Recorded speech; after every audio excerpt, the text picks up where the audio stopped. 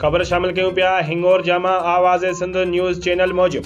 हिंगोर जा शहर जे बुखारी सादात इरफान अली शाह आफ्ताब शाह शेर मोहम्मद मेतलो हसनैन अली शाह ऐं सवें शहर ने पंजहटी बाज़ार इमाम बारगाह करबला खां रैली कढी हिंगोर जा जे साफ़िन अॻियां एहतजाजी मुज़ाहिरो कंदे चयो त हिंगोर जा जे बाअसर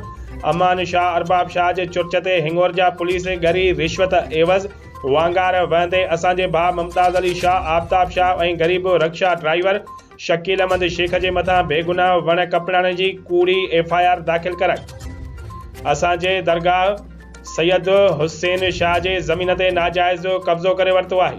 उन्हनि वधीक चयो त हिंगोर जा पुलिस जा वांगारू सिपाही फैज़ मोहम्मद ऐं ॿियनि असांजो जीअणो जंजाल करे छॾियो आहे। असांजे बुज़ुर्ग तोड़े मासूम ॿारनि खे हिरासमेंट करे वधीक जाली कूड़नि केसनि में ॻरा नतीजा भोगण ऐं मौतमार धमकियूं ॾेई रहिया आहिनि। उन्हनि चयो त पाकिस्तान जे आला इदारनि सुप्रीम कोर्ट ऑफ पाकिस्तान वज़ीर आज़म पाकिस्तान वज़ीर आला Sindh IG Sindh DIG Sukkur SSP Khairpur खे अपील कंदे चयो त असां सां थियल नाहक ज़ुल्म ऐं कूड़ी FIR जी इंक्वायरी करे असां सां इंसाफ़ कयो वञे।